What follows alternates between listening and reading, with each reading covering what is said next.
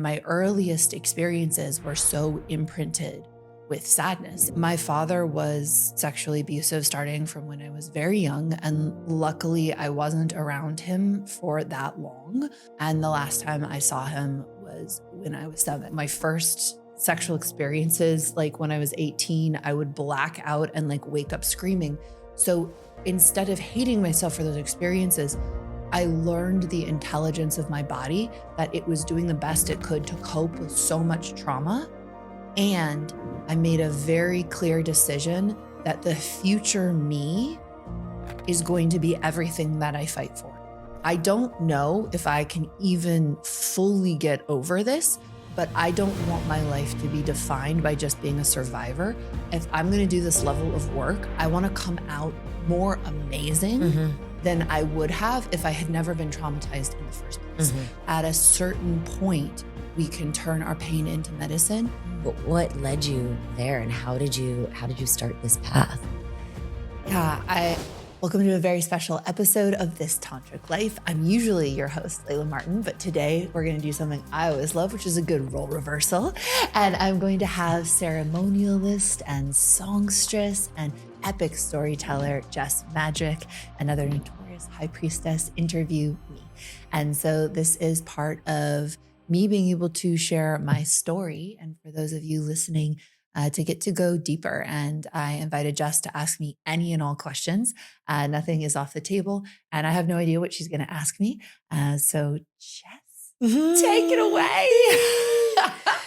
Well, I feel so honored to have the privilege to do this. I feel like you've paved the way in so many ways of bringing out magic and mystery and mayhem of so many people. And so I feel very blessed that I get to do this. And I'm always down for a good role reversal too. So you and I came into each other's lives, I think for the first time around 10 years ago in almost like a micro level, like a little taste of people being like, you guys need to know each other. But it was like a blip in time. And then it's been really just in the last couple of years that I feel like we've gotten to know each other. And I respect your work so much. And I love you as a sister and a friend and an ally so deeply. And I realize that I hear you reference a lot of things about your past and your childhood and your father and your relationship with your parents and how that got you here. And I realize I, on a personal level, don't actually know that much. And so I wanted to start by just asking you if you could tell me a little bit about your relationship with your father, because you talk about him a lot and mention him, and I have no idea. So tell me about early memories. Tell me about what imprint he left on you, and maybe a little bit of how you feel, the role you feel he played in you doing this work and becoming the woman that you are. Yeah, thank you. So to talk about my father, I have to talk about my mother first. And she grew up in food scarcity and poverty. She had 6 sisters and 1 brother, so there were 8 kids in the family. And for reasons that I still don't really understand, my grandmother was physically, emotionally, like spiritually, psychologically abusive to levels that I just can't even fathom. And she was intentionally horrific to my mother. And my mom said that when she was 14, one day she just looked at my grandmother and she was like, I will never be like you. Like I cannot. So my mom forged her way in the world. She was the first of our family to go to college. And she met my dad pretty young. I think she was 19. And he was super charismatic and they fell in love. And he would like sing Elvis songs on stage. And so she was just like super into him. And they were married for years and they intentionally got pregnant with me. And it was a few months after I was born that my dad came home, and my mom has given her consent to me telling the story. She said, if it helps anyone, then it's worth it. And my dad basically said, look, I'm not in love with you and I've been cheating on you and I'm leaving. And so the whole time I was in utero, there was like this cheating and abandonment and betrayal going on. I also, you're an egg in your mom's ovary while her whole life, while she's in your grandmother, right? So this lineage of abuse and sadness and poverty. And my mom was young and it was the 1980s and she, divorce still wasn't even that common or like going it on your own as like a very young woman with a baby. And so she tried to make it work with my dad. And she said that when she and my dad were crying or she was crying, I could be in the whole other room as an infant and I would start crying. Like I couldn't even hear them and I would empathize. She said it was like it was eerie to them that I had that level of empathy. So I just my earliest experiences were so imprinted with sadness and my dad was not only sexually abusive but my aunt told me a story that as an infant, like I was playing with banana on my like chopped banana on my, baby plate or whatever. And I knocked banana off. And she remembers my dad screaming at me so intensely that I just froze. So it's like for the most casual, innocent child things as a baby, like getting yelled at or experiencing abuse. So even as an infant, some of these like pre-verbal imprints of just like sadness and trauma and pain and abandonment and cheating. And what's so fascinating about our nervous systems is that's actually the time when we're most imprinted, when we're most impacted in how we're going to feel the rest of our lives and Mhm. how we're going to behave. So, my father was sexually abusive starting from when I was very young, and luckily, I wasn't around him for that long.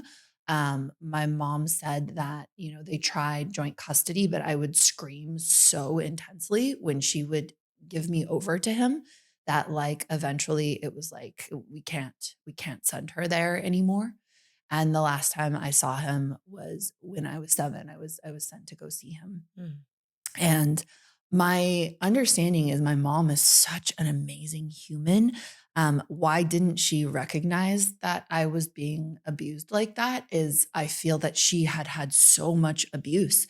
And this is what happens with generational trauma that, like, it was just like it didn't even really dawn on her because that was her imprinting.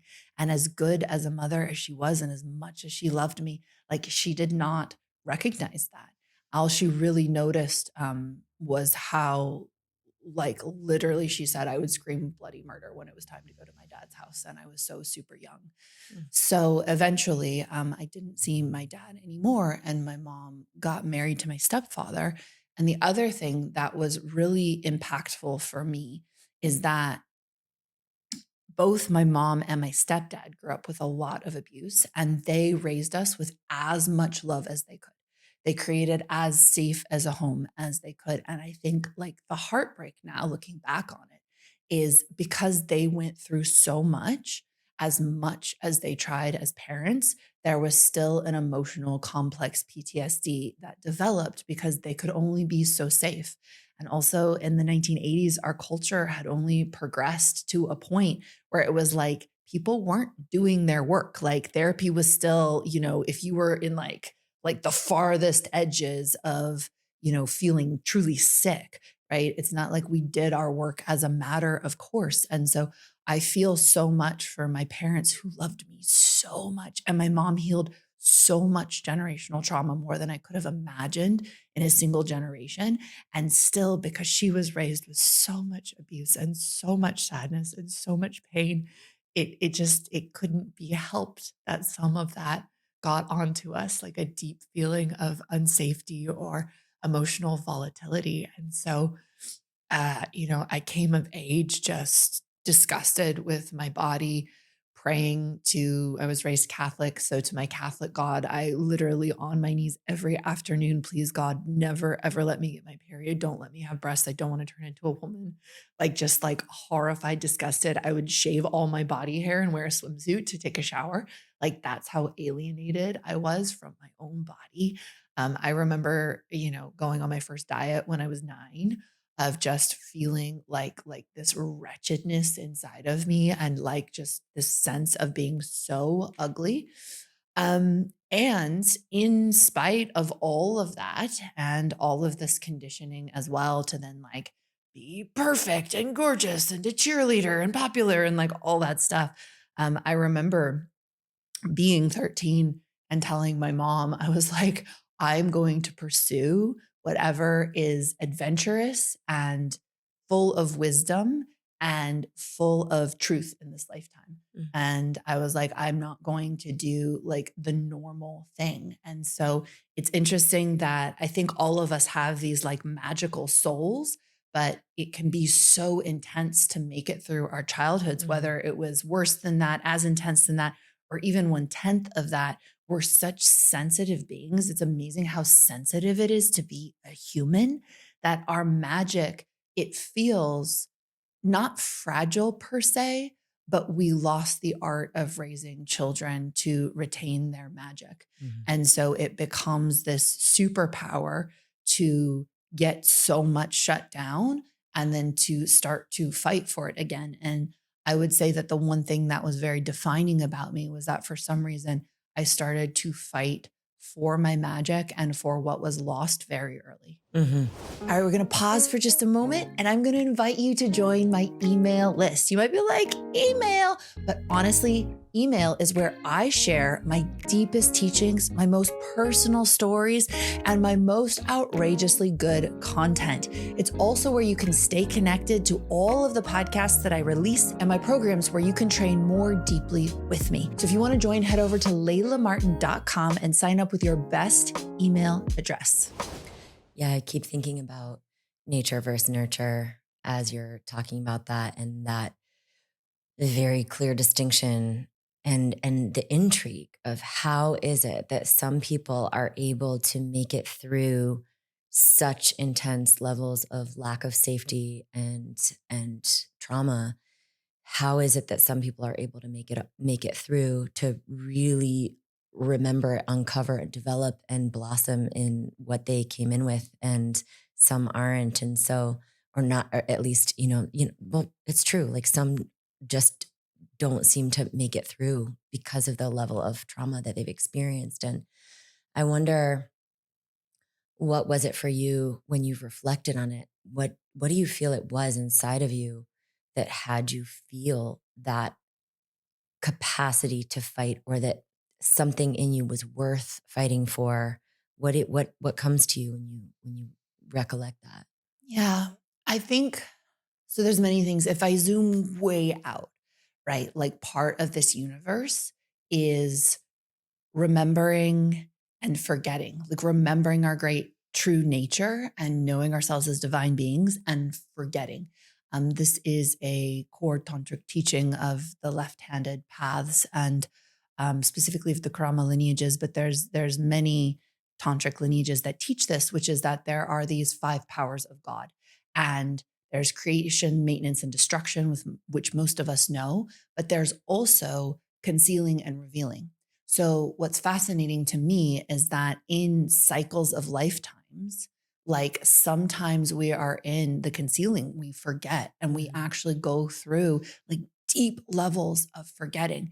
And I don't know how everything works, but when I really tapped into the course of my journey of lifetimes, there was a point at which I had done many lifetimes of spiritual realization, and I consciously decided to forget for a long period of Mhm. time.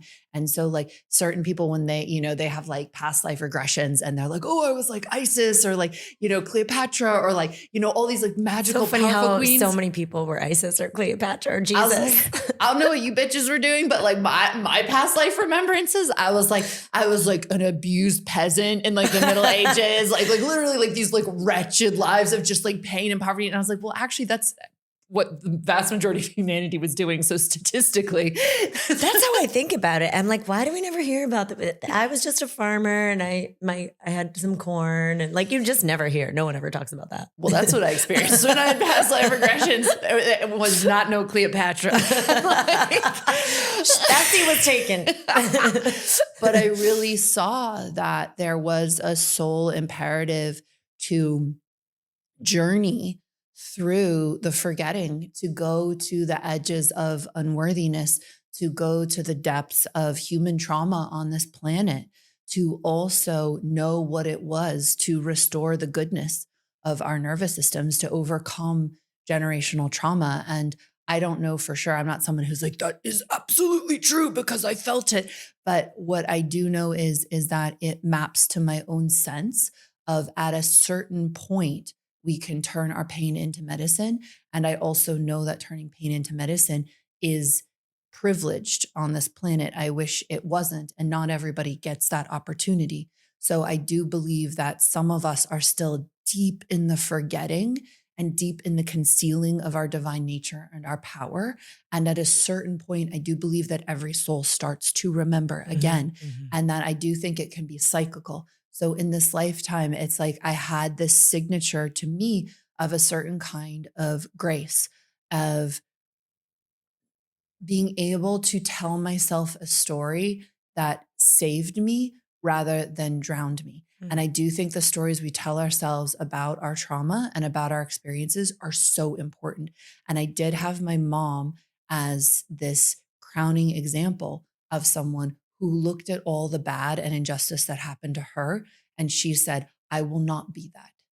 Like, you will not dominate my reality. And I actually asked her once because my stepfather was a wonderful husband and father, and she married him after my dad. And I said, how could you make such a beautiful choice after so much trauma and so much abuse? And then my dad, she said, if I never let love in, then they would win. And I didn't want to give them another day of my life. And feeling that, like having that in my lineage is super powerful. And I remember actually my dad wrote me this like letter full of like lies that like, my mom, just all of this stuff. And my mom actually read it and she sat me down and she was like, I've always wanted you to find out who your father truly is without shaping your narrative, but I think you need to know. And she told me all these stories of just his manipulations and his lies and his abuse. And I remember just having this very clear feeling because at that age, I had noticed that like I could manipulate people really well, that mhm, I could tell lies very easily. And I remember I was about 16 years old. I was like, I will not become my father. I will not be like that. And I started to make a conscientious choice to always tell the truth. So mm, part of my authenticity, part of my integrity came from a self definition.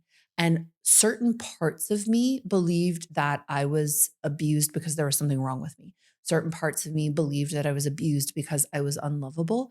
But there was this mental clarity of saying, I don't know exactly why all those painful things happened, but I will define myself in opposition to the worst things that happened to me. Now I believe I've become more holistic and can inhabit more of the realms of shadow and light. And yet, for a period of my life, that was so powerful.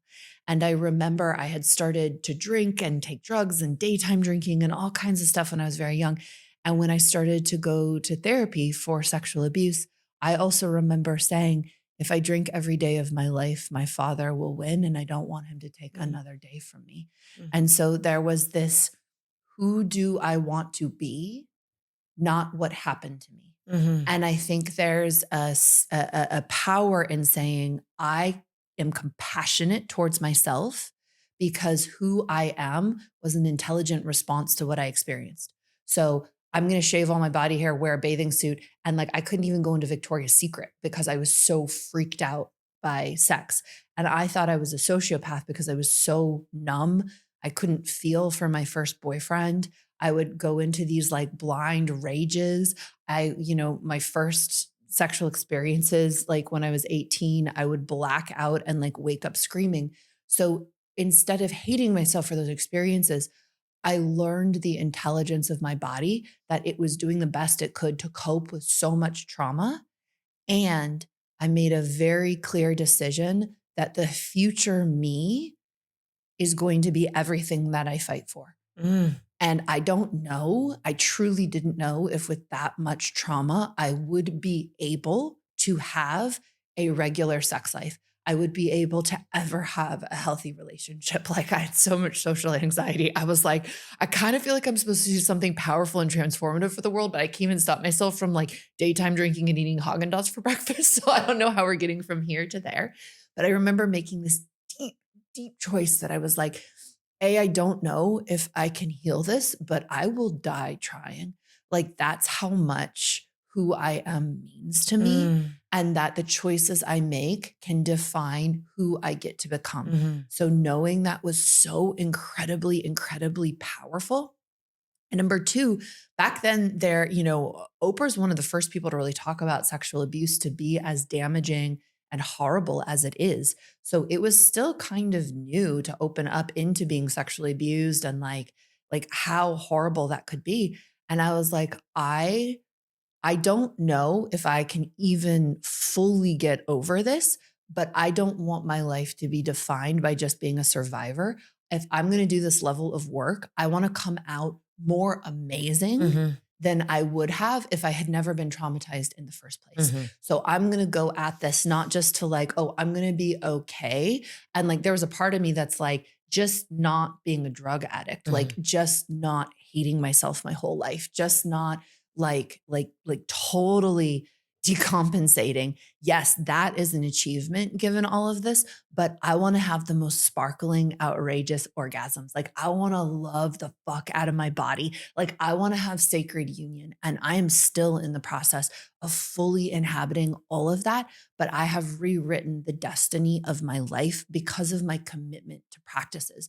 And that's also what Tantra meant to me and why I care about it so much is it is a whole lineage of practices that allow you to rewrite the story of the karmic imprints inside of your nervous system in utero, ancestral imprints, childhood imprints that go beyond conscious everyday thought so that you can take back your destiny from what happened to you. And to be in that level of soul journey is a high blessing.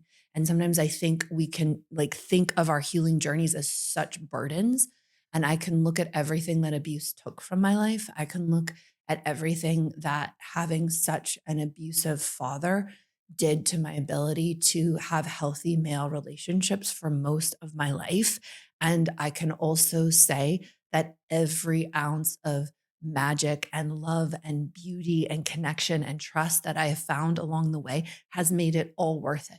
And I don't know what anybody else goes through, but I do know that we can relate to life in such a way that it all becomes worth it when we mhm, really do the work. mhm. Absolutely. If you wanted to learn sacred sexuality with your partner and deep dive into the most exquisite intimacy, I created the Tantric Mastermind with my beloved Dr. Babak Amen to be able to take you on the journey of a lifetime. This program includes 2 live retreats, one in a castle in England, one in the magical deserts of Sedona, so that you can learn sexual mastery and the art of the deepest intimacy and fall in love in the most magical ways together in these incredible locations. It's meant to be the education of a lifetime, but also the romantic adventure of a lifetime. If you're curious to learn more, head on over to laylamartin.com/tantric mastermind. I had a teacher that would say our trauma is our gold. And um, for probably about 10 years, I was running an organization that was dedicated to healing the root causes of sexual violence because I also come from a family.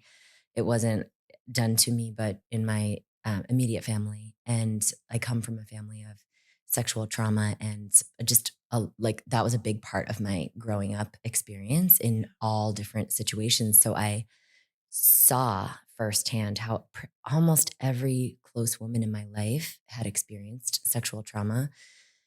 And so I dedicated about 10 years of my life to that. And we had a saying in one of our campaigns that is we all have a story, the difference is how you live it. And I keep hearing that as you're talking, because what I hear in you is this really radical conviction that you had. And I keep thinking, what a brilliant mind you were blessed with to be able to even know that choice was available to you.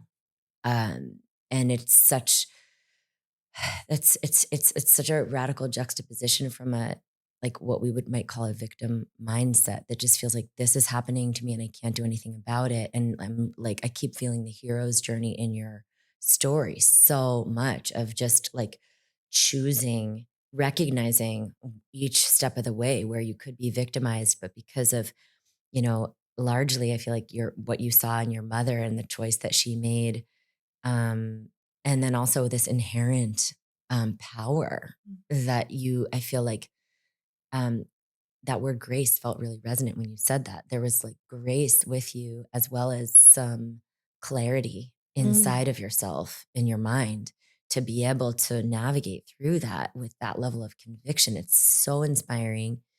And there's one thing I want to honor, and then I want to ask you another question. But I also really, just having had a history in both myself and then also really working with people with generational trauma that are standing at that precipice of interrupting what they have been given and saying, this ends with me. So much respect for your mom. And I have so much respect for the respect that you have for her, Mm. because like the acknowledgement that there was still things that like she was unable to provide for you because of the immense amount that she handled and dealt with and transmuted, but to be able to celebrate so much of the like, look at the proportionality of what she covered, recognize and honor what she wasn't able to, and then to be able to hold that in wholeness and then be able to pick up where she left off and be like, all right, I'm going to take that torch for our lineage and I'm going to carry it from here. And what you've been able to create for yourself and then give to so many people from that is just very honorable. I just want to really recognize you for that. Um, So I'm curious how, and I'm sure you've answered this in other forums, but what led you to the tantric path? Like what had you find that inroad and, what you shared around the depth and breadth of what the whole world of tantra allows for is so massive. Like I have never experienced another world, lineage, or practice that actually encompasses so many aspects of the human experience that it feels so well rounded and expansive and nuanced. Mm. But what led you there, and how did you start this path? Yeah, I another blessing that I feel like I had was I went to the high school right next to Columbine, and the Columbine shootings happened when I was 14 in high Wow. school. And there was actually a bomb threat called into our school that morning. So it would distract and have the police come to us. And so that tragedy was so close to home, just how sick society could become. And even when there was a relative amount of wealth in that society, how ill so many of the kids were. And I really looked around and I was like, this is fucked. Like, this is like for us to be in this much pain and for us to be struggling this hard, like something feels very off here. And so for whatever reason, I was like, I get the fuck out like as soon as possible. And bless my mom and my stepdad, I found a trip in the back of the New York Times and I was like, I have to go to Asia. Like, you have to send me to Tibet, India, Nepal. And bless them, they were like, if you get straight A's, you can do what you want this summer. So I got straight A's. I was always really good at school. And they let me go on this trip with a whole bunch of other high schoolers and like two 20-something-year-old guides. It was like smoking hashish, like, outside of like in the streets of Kathmandu. I have a tattoo of the Om because me and one of the girls who were fighting over this guy the entire trip, like at the end of the trip as like a detente or whatever, it was like, I think I used that word correctly. Like we basically, like to call a truce over our fight over this guy. She was like, do you want to get friendship tattoos? And I was like, fuck it, let's do it. And we went to go get tattoos, right? I'm like now 15 in Kathmandu. And I was like, Colorado, I thought of myself as Midwesterner. Technically it's not the Midwest, but I was like, I want to do something weird. I was like, I want a sprig of wheat. I want a squirrel, like tattoo it on my shoulder. She was like, no. We got to get this symbol. It's so cool in California now. And I was like, what does that mean? And the tattoo artist goes, it's the sound the universe makes. And I was like, okay. So now I probably wouldn't tattoo. That or a squirrel. Yeah.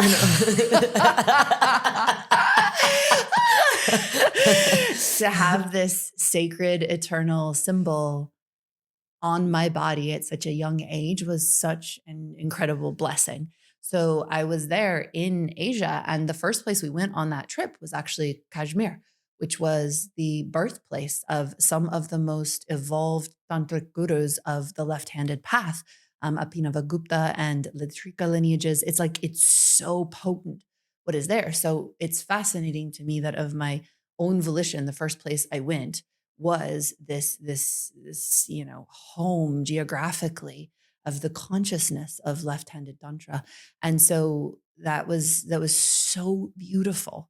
And we got to go to Tibet and to just be in the monasteries there. So there was this understanding, even though I didn't fully immerse myself in it at that age, of what was possible. And so I went to Stanford University when I was 17, and I had wanted to feel like if I went to Stanford or Harvard, that the world would make sense, that like intellectualism would save me, that I'd be surrounded by other people who understood the world I did the way that I did. And that wasn't what it felt like for me. Instead, I think all my trauma caught up with me. I was in so much pain. I was in so much self-hatred. I was in disordered eating. I was, starting to drink and be irresponsible with substances.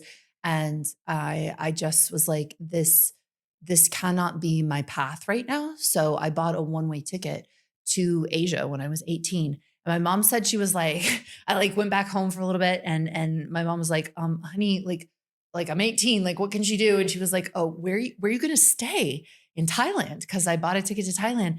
And I was like, I'll ask the people on the plane, mom. Duh. Like this is before iPhones, So it's Totally. like I was like, I'll just figure it out. So they were like, go to Koh Samui. And I went to Koh Samui, and I was like, this is not the vibe. And from Koh Samui, I ended up on Koh Phangan, which has 3 Tantra schools, and started basically studying and learning. And I went to India after that. And I remember reading the word Kundalini for the first time. And like my whole body was like, like, this is what you're doing with your life. And I had this sense that a lot of what was being taught in America and being called Tantra was not the true teachings. And so I was like, I want to know the true teachings. And so I will find them. So I was very committed to that. And I would come and go and kept going back and forth from Stanford. And I was also very touched even at that age. Things have probably evolved since then, but I was like, I've been sexually abused and no one is telling me how to heal my pain. Like we've come very far as a society since then. So there's a lot more resources, but even still, I was like outraged. I was like, how is there not a healing center on every street corner of every city? Mm-hmm. I still fucking wonder about that. Like so many of our societal issues that honestly, if we're just talking through the lens of economy and business, are tanking the economy because they're so expensive, right? The obesity epidemic, the way people eat, mental health, right? Like all of this. Addiction. So much. It's so deep. Yeah. It's all built on unhealed, unintegrated pain. And like if we had real resources to heal and integrate and learn to reparent ourselves and learn to love ourselves, we would not be suffering in this way. And so my youthful indignity and righteousness, I was just like, how am I going to one of the best, educations in the world? And they have so little to teach me about how to do the most basic things, how to have a mind-blowingly good marriage, how to heal myself of abuse and trauma, how to have an outrageous orgasm. Why not? Because I was studying sexuality and biology and immunology at Stanford, and I was just learning, like, this is the age at which you become pregnant. Like, this is how you get herpes. And I was like, someone tell me how to fuck, for God's sakes. Like, I'm like here learning about sexuality in these like ergonomically uncomfortable chairs. And it's just like line after line of statistic. And it's so much about like just the medical system and so much problematizing and all of that. And bless Western medicine for a very tiny little like percentage of our problems, but the rest of our illnesses are not being addressed. So I was like, fuck this. I'm going deep to the jungles of Asia and like, I'm going to find out like what this tradition really is. Mm. And so I went to Asia on and off for 10 years and did literally like whatever I could to study true Tantra. Wow. I mean, I literally feel like if we had met each other at different points of the journey, we would have been friends for a really long time. Yeah. That activist self. I remember when I had started the nonprofit, at first it was all around raising awareness just about sexual trauma in the first place, because there was such a taboo. This is way before the Me Too movement. And there was such a taboo. And I was like, every single every single person that I talked to had somebody in their life that had been affected, that they were aware of, if not them. And then as soon as I started going into the raising awareness, it was like, but how do we prevent this? And then when I got deeper into how do we prevent this, it was like, well, the pain that somebody was experiencing in their own life that had them either feel so disconnected from someone else's experience or want to power over, or, all starting to go into that. I'm like, well, if we just healed those people and got underneath whatever was having them cause this harm on this person that perpetuated it, then I've started like going to, okay, what's the root of the root of the root? And then it was like creating these personal development programs for middle school, teens, college, and obviously wanting to go as young as possible. But that was kind of my focus at that time. And, it was just a different way in, but such a deep, like the more you start to unpack this and understand, like when there's a human choice issue going on of like some way that we act towards another, there's got to be some way that we can actually like get behind that and rewire things so that that's not what's happening anymore. I just love how you started going deeper, deeper, deeper, and looking around at how many of the organizations and institutions are just addressing symptoms or just these very like minute portions of the larger picture. Um, Totally. To that point, like I was super, super political actually. And I originally wanted to be a politician. Like I originally like created my life such that one day I could like run for Senate. And at some point I was like, probably made too many YouTube videos about witchcraft and blowjobs at this point. Although who knows now? I mean, it's all possible now. All Everything's possible. on the table. Everything's on the table. But I was arrested, beaten by the National Guard. Like there's this amazing photo of me somewhere because I laid down in front of Bush's motorcade to protest the Iraq war. And the National Guard like handcuffed me and they're all standing around me. There's like an Associated Press photo. And I remember thinking, I was like, what's the most radical thing I could do in this situation? And I was like, they can't take my joy. So I started laughing. So there's this photo of me just like head back, like laughing with like armed National Guard, like surrounding me. And then I got like deeper and deeper into like, the leftist. And, at some point I found myself running around Oakland, like, dressed in all black, like, like targeting like capitalist institutions or whatever. And I remember I just had this like come to Jesus moment as a political activist. And I was like, oh my God, if these people took over the government, we'd be just as fucked up. Like, because the world we're creating is a reflection of our consciousness. And I still have deep, deep respect for people who are political activists. I know so much of on the ground work of doing this deep shifting, and that service can come through so many different avenues. So I don't pretend like what I'm doing now is better than it's absolutely not. But I had the realization of like, if people don't shift their consciousness, we're going to keep creating the world exactly as it is. So my service is really now to inspire a shift in consciousness so that people build a different world. And I do think this spiritual brainwashing that occurred for so many of us that made us lose contact with our bodies and our spiritual sovereignty and ecstasy and mysticism and profound divine love and just like honor of life itself. Like it has created so much of the illness of this world. Mm, And I healed as a result of immense privilege. And I do not think it should be a privilege to heal our ancestral trauma and to heal our pain. I feel like that is a human mm, fucking right. And so, there's so much to be done in that arena. And we also start by having more and more people even understand that it's possible. mm, mm. Oh, hey there. I am stirring up a cup of my favorite elixir. So, this is Sex Magic. And this is an incredible product from the sexy supplement company Mood. It's my company. We formulated this with an all female team of scientists to be able to activate your Eros. So it can help you feel tingly. It can bring more energy into your life, more creativity. And if you take it under the right circumstances, you can have better sex. And what it does is it just opens up my body. It opens up my heart. I feel tingly. I feel alive. Sometimes it helps me have a better orgasm. And it is sugar-free. It's sweetened with monk fruit. That beautiful purple color comes from beetroot and blueberries. And it is just this incredible mix of ingredients like shilajit and huperzine A and mucuna pruriens. So special. If you were feeling called to check it out, you can head over to shopmood.com. That's shopmood, MOOD.com. And there's a special discount code for being part of this Tantric Life. It is this Tantric Life 15. So you're just going to enter that at checkout and you're going to get 15% off of your first order. I'm having a flashback actually of one of the other early touch points of you and I and a group of women in one of your houses having a dance party in connection to one of the political campaigns. And I don't know if you remember this, but we were dancing and we're singing and we're like, it was like we're educating each other about what's happening in politics while we're dancing and singing and just like feeding that activist self through pleasure rather than through pain and polarity. And Yeah. I just remember that feeling of that and just being like this is what we want to bring to the streets right now is this feeling.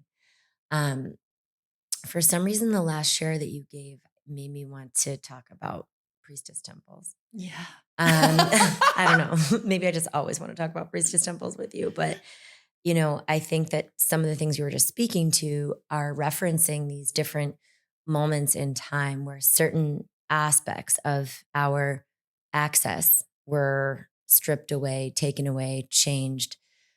I'm curious if you could speak to the role that you see of the priestess temple, because I feel like there's real historical aspects of that. Then there's ways that these terms can get thrown around in modern day culture without, I feel like, the full understanding that I feel you have. Mm. And so I'm wondering if you can, and this is such a part of a shared dharma, if you could speak to the role of the priestess temple and how you see that coming back into this timeline in a way that serves Yeah. more of humanity. Yeah. So in every culture prior to the spread of patriarchal religious controlling institutions, there were people whose dharma it was to be the spiritual leaders of their community, to serve their community through the medicine of spirituality. And in every culture, if you go back pre patriarchy, part of those people were women, right? I feel like the full gender spectrum should actually hold spiritual leadership and power. But we all know that it is women and gender nonconforming people who have been tortured and killed for daring to step into their spiritual magic. Mhm. And Phew. that has happened all over the planet. That has happened in Asia. It has happened in India. It has happened in Africa. There's a whole exhibit actually that in the British Museum about men stripping women of their magical skills, powers, and tools in Africa. And so it's just this pervasive Female genital mutilations too. Exactly, like illness all over the world, and there are a few tribes everywhere that have retained female leadership and spirituality. Even India is one of the few countries where there are still female spiritual gurus, even though they are far more rare and very rarely part of the Brahmin caste system and priestly leadership. But given that, like even a lot of the Amazonian tribes are very patriarchal and don't allow women to serve medicine. Not Mhm, all of them, though. mhm. Some of them, But it's yeah. new for it's revolutionary right now what's happening in a lot of them. Yeah. Totally. So this like women being stripped of their spiritual authority and leadership is a destruction of our ability to have safe spaces to nurture and cultivate our spiritual wisdom, traditions, and practices. And so every tribe, every culture has a different word for it, whether it's a medicine woman, whether it is a shaman, whether it is a priestess, right? But a priestess in English language is someone who is creating a sacred space to commune with the divine, to for people to recognize themselves as divine. And one of the reasons that the priestesses were specifically targeted and killed in Europe specifically and then all over the world is because many of them had a mission for holding sacred space where everyone recognized that they themselves were God. So it was not a spiritual agenda that you believe my dogma so that you look at me as God, but you are not. It was, I will serve plant medicine, or I will share prayers, or I will share spiritual teachings so that you know your own holy, sovereign truth and that you can claim your own mystical power. And it is one of the greatest injustices of this planet that those people were globally killed, right? Which wit is the Indo European word for consciousness and to see. The witches were the people who could see and who could see truth. And they were systematically murdered, tortured, raped across the globe. And so our temples have been destroyed. And the saddest thing about the physical temples being destroyed is that when those temples are destroyed, it's not just us being able to practice and share and create safe space there. It's that the temples of our bodies start being destroyed. The temple of birth becomes destroyed. The temple of sacred union in partnership, the temple of motherhood becomes destroyed because if it is dangerous to be a witch, to be a priestess, to be a medicine woman in your tribe, you will teach your daughter to block her own magic so that she is preserved. And one of the things that I've seen over and over again is that torturing, killing, raping high priestesses is messy and expensive and hard. So if you really want to stop women from being in their spiritual power, you teach them to hate themselves. And if women hate themselves enough, and they fear their own magic and their own sexuality enough because they know that they will be thrown out of their own culture should they dare to own their voice, their magic, their orgasm, their beauty, their mystical spiritual power. And we are tribal creatures and we are interested in safety more than we are interested in liberation on a physiological level. You will teach your daughter the poison of patriarchy. So she never dares do or say anything that would put her at risk. And in many of the scientific studies, it's actually women who pass on the restrictions of patriarchy far harsher and harder onto each other than men do. And that's because we learned that we had to keep ourselves and our daughters safe. And we started to pass on poison rather than medicine just so we could survive. And so the restoration to me of the temple and something that you stand for and something that I stand for all over the world is for us to not only rebuild sacred spaces so that we can remember these practices with each other and to practice them together, but it also starts to shift our internal relationship. So we see our bodies as temples again. So we see birthing as a sacred portal. So we worship orgasm. So we see relationship as divine. And when I say this, it can be easy to think, well, like, fuck those men. But the thing that I've seen is that The men got poisoned just as much, if not more, than women. The first witches that were tortured and killed were actually male astrologers, male medicine men. And men not only forgot that they were priests and magicians, they started to destroy the temples themselves and dehumanizing women in order to justify the removal of their social, political, and economic power requires an internalized sickness. And to me, so many men of the world got sick, forgot their magic and their power. And what's wild is right now, I feel like for women, it's easier for us to say, well, fuck that. That really didn't work out. Like not being paid for my work and being denied political power and living in rape culture. So like, why not try this other thing? Mhm. But for men, there's still this feeling of like, well, I got enough power. Right. And it's like, kind of, right. But you still had to like Mhm. kill yourself in service of someone else's agenda. You still had to like dehumanize yourself, forget the power and beauty of your own spirituality. You still had to bow at the knees of a priest and agree to live by his rules, not your own. You still forgot that you were a warrior in service of your family and your values, not in service of someone else's agenda. So to me, as the temples and the high priestesses rise, so too do we call forward the men back into their priestly kingly nature. Mm, I was just feeling that the priestly kingly nature rather than the warrior that's in service of a king who has a certain agenda for their own power, mostly rather than for all of the people of all the land and all the land. Let's include the land. We need the land. Oh, I'm so grateful. I'm so grateful for the context that you're sharing and the way you're sharing it.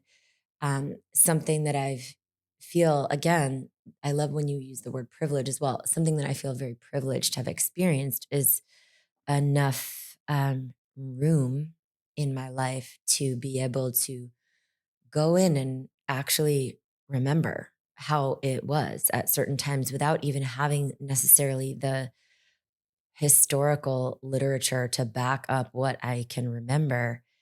It's like if when I go back far enough, and maybe it's just also understanding the patterns and the cycles of human nature, but there's always been a place where I can find compassion for whatever was happening before the atrocity happened, because it's like there's something about true human nature that when it is married and in connection with the soul and the inner divinity, actually doesn't want to cause harm. It actually doesn't. There is like, I think we've gotten so far away from and seen so much everything that we're blasted all the time is almost like the aspect of human nature that just is almost like you can't help itself but to disempower or cause harm. But I just deeply believe that there's another way and another aspect of ourselves.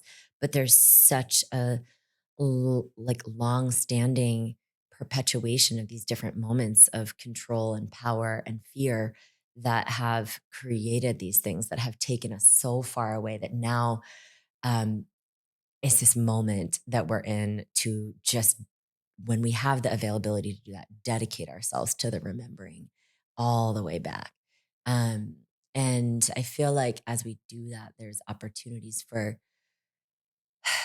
forgiveness. There's opportunities for compassion. Then there's opportunities for gratitude on certain levels for things kind of like what you were sharing in your story earlier about can I heal so deeply that at some point I feel grateful for the pain that I experienced because of what it allowed me to have the fortitude to create for myself and others. And so I definitely have a prayer that we can keep working that part of our program to keep collecting the fortitude so that we can at some point all look back at all of what has happened and say thank you because now we are together who we actually came here to be and to Yeah. remember. So And I'm it holding shouldn't, that in my heart. it really shouldn't be a privilege to have access to these things. It's Mm-mm. become privileged because for exactly as you say, you need space and time Mhm. to do the healing and make your way back to these teachings. But there's no reason why Sunday church can't be pussy healing. There's no reason why all the time that we've given to spirituality can't go towards radical self love, Yeah. towards the healing of the gender wars, towards forgiving our family and doing our ancestral healing. So it's really like, what do we want to actually put our time and our energy to as a society? If you're a little turned off by feeling like you're performing during sex in the kind of bad way, but you crave a much greater expression of your sexuality, like you want to be so orgasmic and feel your pleasure so deeply and be in such devotion and intimacy with your partner, this is exactly what sacred sexuality teaches. It's a system that allows you to unwind the trauma and sex negativity that has caused us to shut down our bodies and our energy so that you can restore your greatest pleasure and your greatest erotic authenticity. I've combined all these teachings into a program called VITA Sacred Sexuality. You can do it month to month, but it's a year of content where you get to learn all of the sacred sexuality practices, like how to have an energy orgasm, how to do sex magic rituals on the full moon and the new moon to manifest your desires, and how to do deeper intimacy practices that allow you to connect with your beloved or call your next amazing partnership. If this is something that you're interested in, go ahead and check it out at laylamartin.com/VITA Sacred Sexuality. That's laylamartin.com/VITA Sacred Sexuality.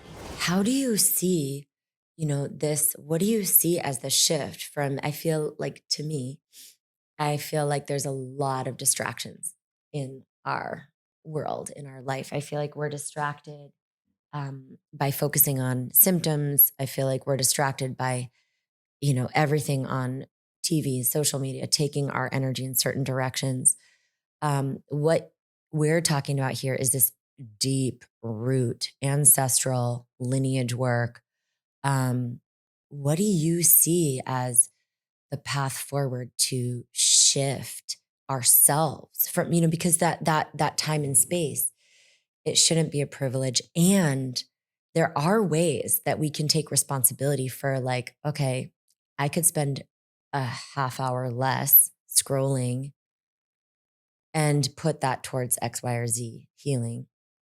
What do you see as the most compelling path to start to shift from this distracted nature that so many of us have into a focus on these things that actually can get to the root of these healings that are accessible and possible, even if we come from a really hard upbringing or a lot of trauma? Smash your phone. No. Totally. Not no. Yeah. Instead of book burning, we're going to do phone burning. Everyone's going to become more present again. Woo. Rewrite the books and burn the phones. Totally. For sure. I do believe that culture is the most powerful force and something that touched me deeply. So I invested in this company called Function Health, right? And they take your blood and there's like 500 biomarkers of your level of health. And I think I'm going to mispronounce this, Andreessen Horowitz or something. The Silicon Valley people are like, oh. But they're one of the big VCs, right, from Silicon Valley. And they made a press release about that company. And they said, look, 50,000 people joined. It's been like an asymptotic curve of people joining. There's a wait list of a few 100,000. They said, we have never seen society jump like this at something good for them. We have only seen businesses with this level of adoption be vices previously. And so to me, there is this cultural shift that's happening. And I do think the more that people normalize it, the more that everyone starts to get on board. Like there's still this bizarre phenomenon. I mean, I get it. I was just like the media, like just in full disbelief, right? Or like everyone in my industry that people have tended to make Netflix documentaries about or write articles about are the ones who are behaving really badly. Yeah. Right. It's just like there's still this pervasive, like anti-cultural force against doing that level of work and that level of healing, but it's changing very fast. And I think the more that we truly see the people in our immediate communities doing that level of work, normalizing it, turning it into a lifestyle, not just a single retreat that you go and do, making it a deep value, Mhm. the more I see the world shifting. And it just is like I got my hair cut 2 days ago at this salon here in Austin, right? And the woman who was cutting my hair, like she looked so stereotypically Southern, right? And had like a deep Southern accent. So when she asked me about my podcast, right, I was like, oh, it's called This Tantric Life. It's about a tantric approach to sex, love, and relationships. She was like, amazing. I just started reading the Magdalene manuscripts and like I'm remembering myself as a high priestess. And I know that's probably super weird. And I was like, no, no, no. You know what was weird was pretending we weren't priestesses in the first place when we Mm, always were. mhm. Right. And so I do see this like spread of culture being so like it's coming.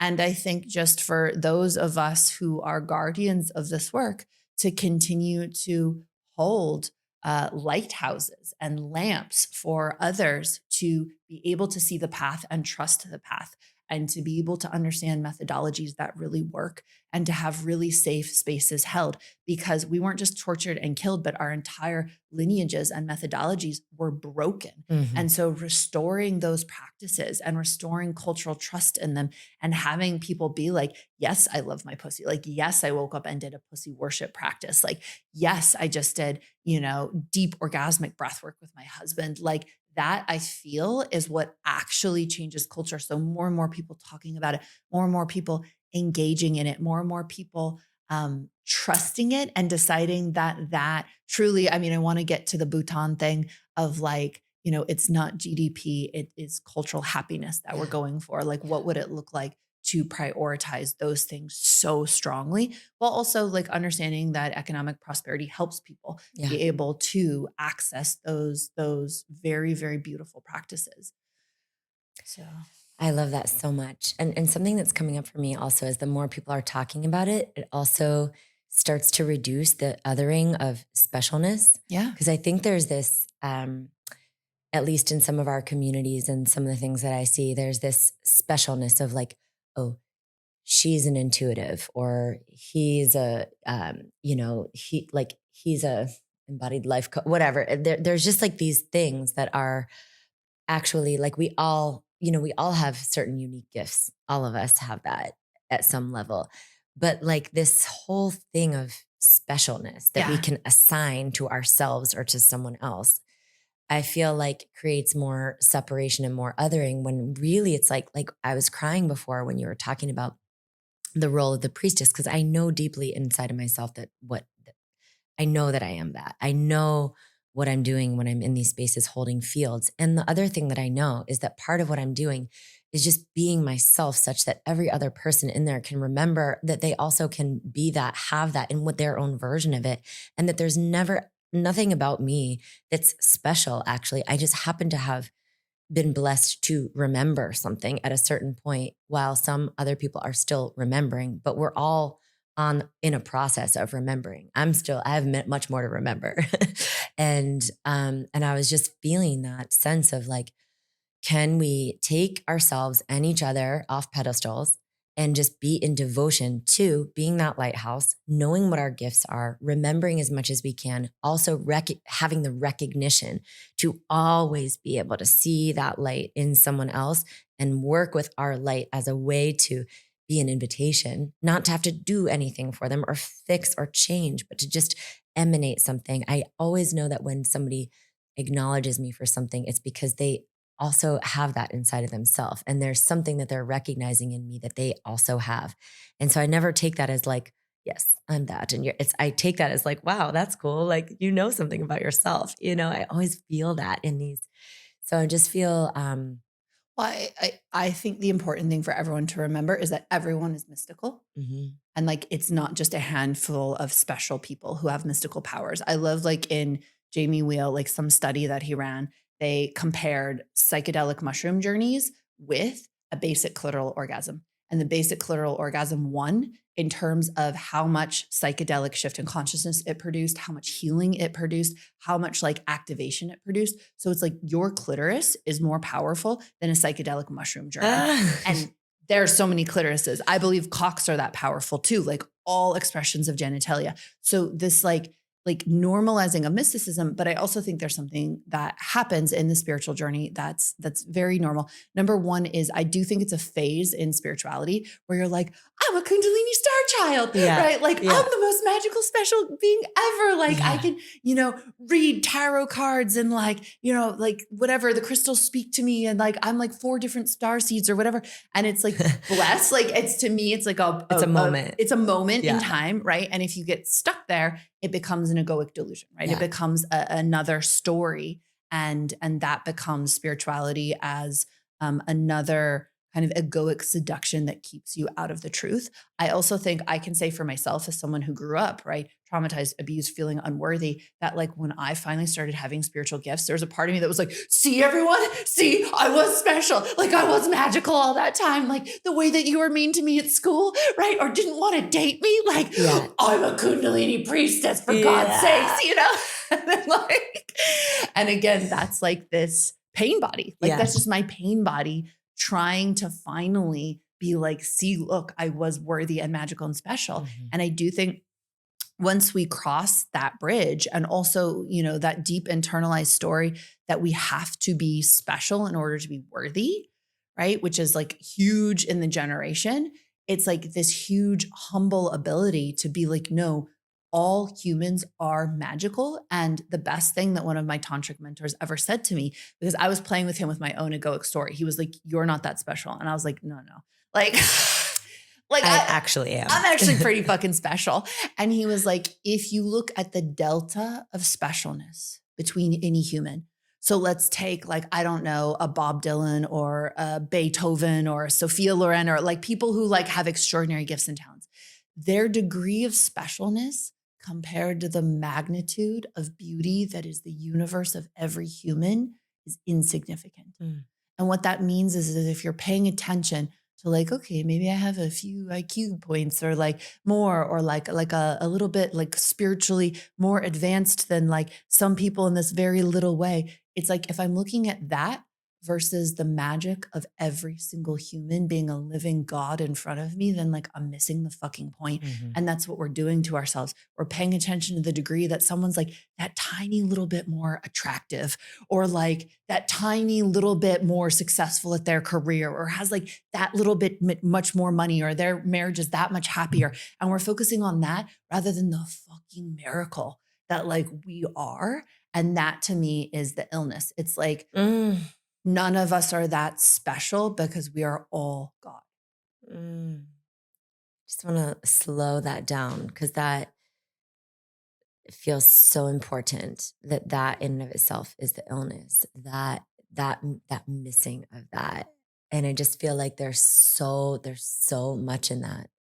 There's so much in how can we pour energy, attention, awareness, focus into that little spot right there that is like the difference between um really like separation and oneness Yeah. at a ultimate level.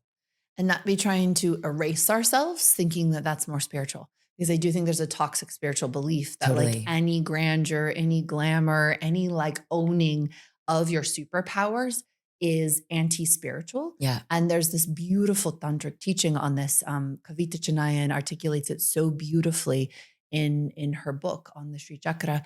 And it's this teaching around eshanas, which is basically that we have certain life experiences that we are destined to play out. And no amount of spirituality will erase that. Mhm. So if you're born to be a singer, like you will hunger to sing until you do.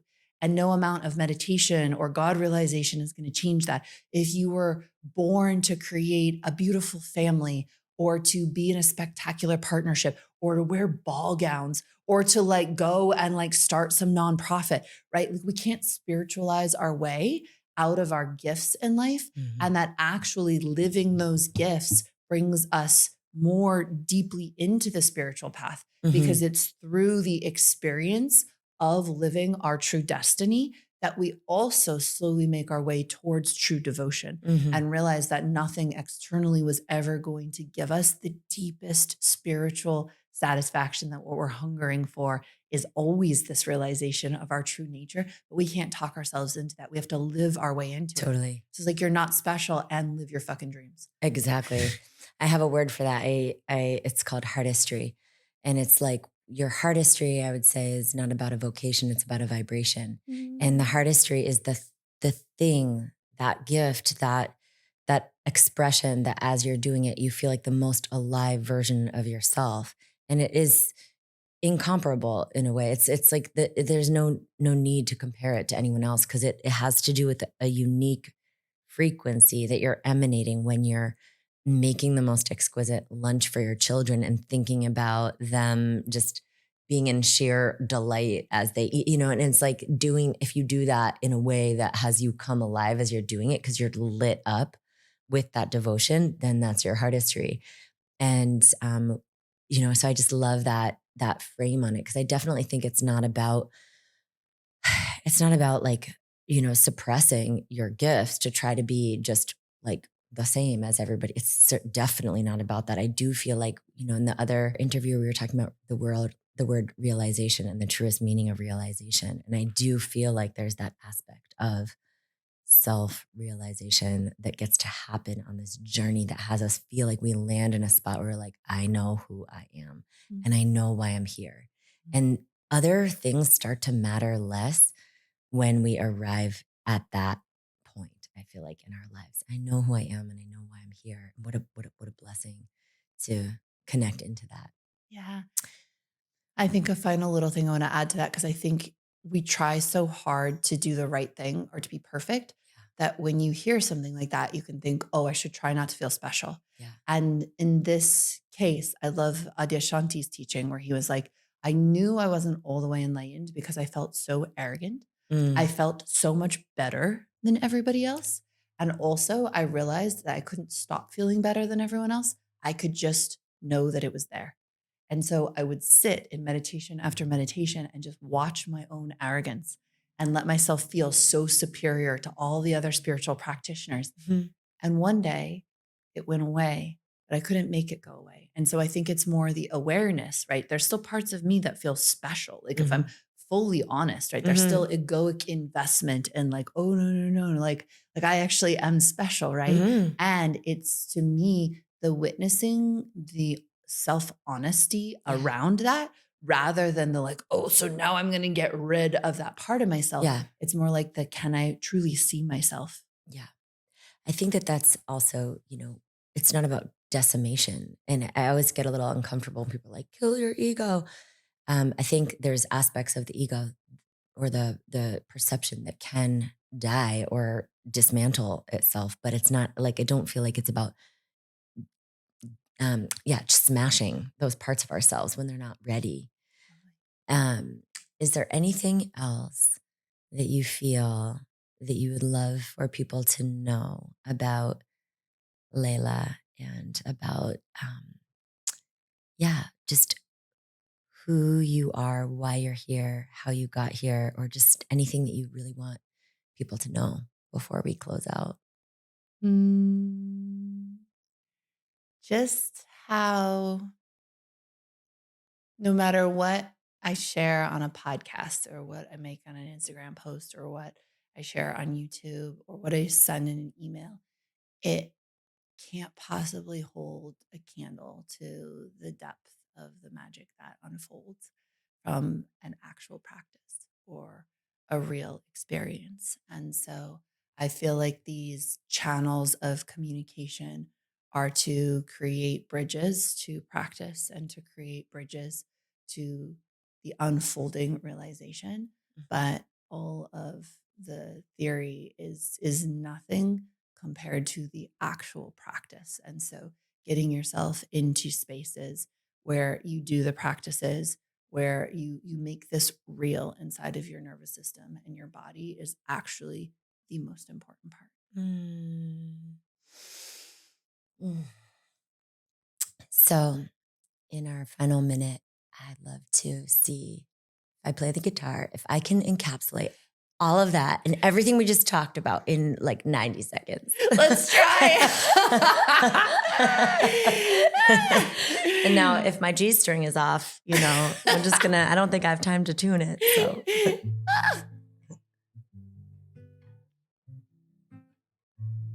All right, we're just going to make this up on the spot.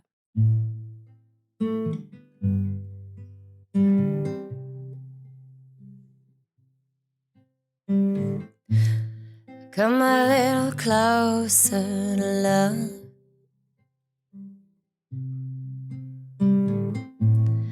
Breaking down the story of us, can we come a little bit closer to love? Oh, can we come a little closer to love?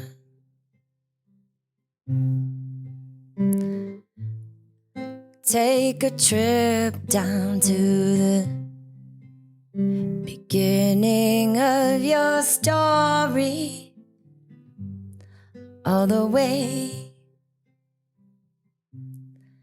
And as we encapsulate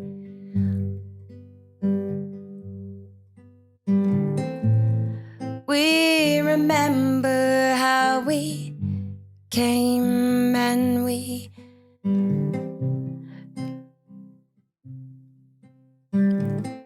breathe a little rehabilitation through your inhalation. Come a little bit closer to love.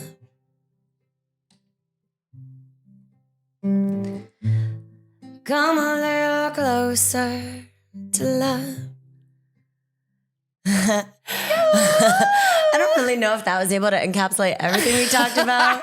Really, the only essence of come a little closer to love is really just all that could come through around just, it's kind of like the one day at a time. It feels like our interview's version of one day at a time is just come a little closer to love. And maybe if I had like an energy orgasm and then ejaculated on your guitar, it would like somehow feel more complete. I think so. I think if we could redo that in slow motion, though. I would really like that to happen in slow motion. Oh, Jess, thank you so much. That was such a beautiful thing to share. And thank you for holding such a beautiful space for me to unveil parts of myself. Thank you so much. What a life. What a tantric life. And thank you so much for just the path that you've taken, who you are, and the ability of your expression to really synthesize very complex things in such a meaningful and coherent way. It is medicine for my soul as somebody that feels a lot, but doesn't always synthesize it so profoundly. So thank you so much. I love you. I love you too. Thank you for listening to this Tantric Life. I am Layla Martin. This is the home for the realest conversations about sex, spirituality, polarity, conscious relationships, and all kinds of topics that help us live the absolute most incredible lives. Please check out the next episode.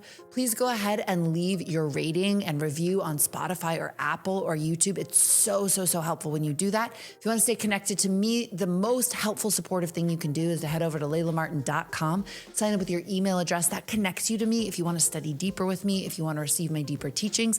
I do it predominantly via email. Finally, you can check me out on Instagram at @the Layla Martin. And thank you so much for being here.